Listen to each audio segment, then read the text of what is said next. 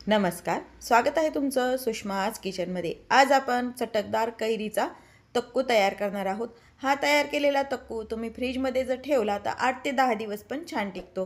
Recipe शेवटपर्यंत बघा। रेसिपीला लाईक करा, चॅनलला सबस्क्राईब करा आणि बेल नोटिफिकेशन पण ऑलवर प्रेस करा। आता आपण रेसिपीला सुरुवात करूया। कैरीचा तक्कू बनवण्यासाठी एक कैरी मी अशी जाडसर खिसून घेतलेली आहे। साल काढून कैरी व्यवस्थित खिसून घ्यायची। एका बाउलमध्ये कैरीचा खिस आपण काढून घ्यायचा आहे। मध्ये आता गरजेनुसार काश्मीरी लाल मिरचीचं तिखट टाकून घ्यायचे। हळद टाकून घ्यायची, साखर, नुसार मीठ टाकायचे, असा कच्चा हिंग आणि हे छान आता मिक्स करून घ्यायचे। आपण मिक्स करून घेतलंय। तक्कूला तडका देण्यासाठी इथे मी तेल गरम करून घेतलेलं आहे। यामध्ये अर्धा चमचा मोहरी टाकून घ्यायची, थोडीशी मेथी टाकून घ्यायची। यामध्ये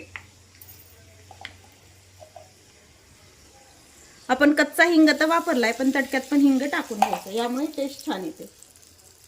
आणि छान मिक्स करून घ्यायचंय आणि हा तडका या तक्कूवरती आपल्याला टाकून घ्यायचा आहे। तडका टाकून पुन्हा एकदा तक्कू मिक्स करून घ्यायचा आहे। तयार केलेला कैरीचा तक्कू आपण एका बाउलमध्ये काढून घेत आहोत आणि हा तक्कू तुम्ही फ्रीजमध्ये ठेवून द्यायचा आहे। 8 ते 10 दिवस छान टिकतो। पोळी, भाकरी तसेच पराठ्यासोबत पण अगदी चवीला छान लागतो। नवीन आंबे येत असताना कैरी ही कच्ची असते, त्यामुळे हा तक्कू जास्त काळ टिकत नाही।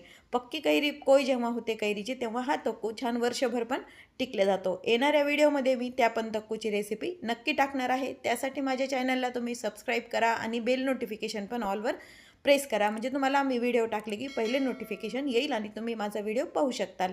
अशाच नवीन रेसिपीसोबत पुन्हा भेटूया। तोपर्यंत बाय बाय। व्हिडिओ पाहिल्याबद्दल धन्यवाद।